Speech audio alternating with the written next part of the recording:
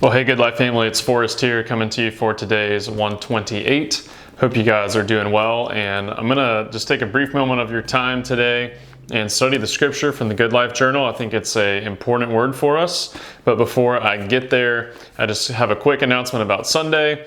We, for the very first time since back before we knew what coronavirus was, gathered again this past Sunday for in-person services at the venue. We had a 9:30 and an 11 o'clock service, as well as maintaining our online service that we have been doing throughout the season, and we're going to continue that this Sunday. So I want to encourage you, our 9:30 service, just because of the just the limited capacity we're allowed to have with the social distancing guidelines, we're only allowed to have about half capacity in the room. So our 9:30 service is already filled up. If you haven't reserved a seat yet, I would encourage you to go to our website and reserve a seat right now for 11.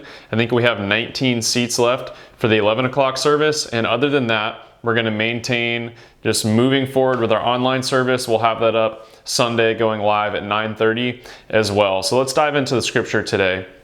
We're looking at 2 Corinthians chapter 12, and it's an important word for us because I think when I just look at the world around us and I look at, my own life, we have this drive within us to succeed, to do well.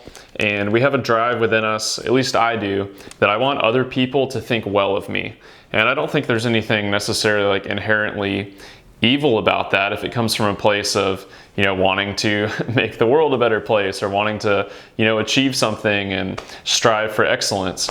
However, I do think we're coming from a bad place, if my heart behind doing these things is I want people to think I'm good, or I want I want to give off the impression of Instagram that my life is really put together. And this is what Paul says, and he writes in 2 Corinthians chapter 12 that I just think is an amazing reminder for us in our American culture that we shouldn't always be about elevating ourselves, but instead, let's see what the Apostle Paul says.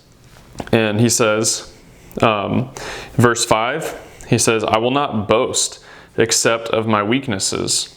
I won't boast except of my weaknesses." And this is a word from God that he says, "For my grace is sufficient for you. My power is made perfect in weakness. Therefore, I will boast all the more gladly of my weaknesses, so that the power of Christ may rest upon me.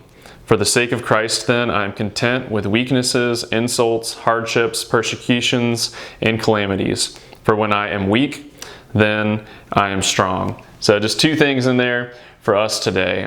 Just two things that I want to pull out. That the power of Christ may rest upon me. See, there's just a balance here that when we boast on our own selves and our pride, I think we're living in our sin nature, we're living out of our flesh. But instead, if we boast in our weakness, if we look to Christ, then it says the power of Christ may rest upon me.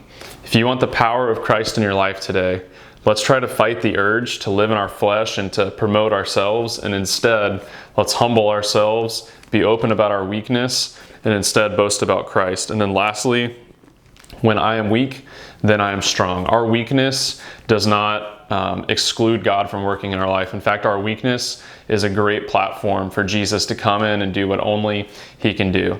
So church family, wherever you guys are today, I'll just encourage you, let's fight the urge together to live out of our own pride, our own flesh, and elevate ourselves. And instead, let's allow God to work in our weakness and be open about it. Love you guys.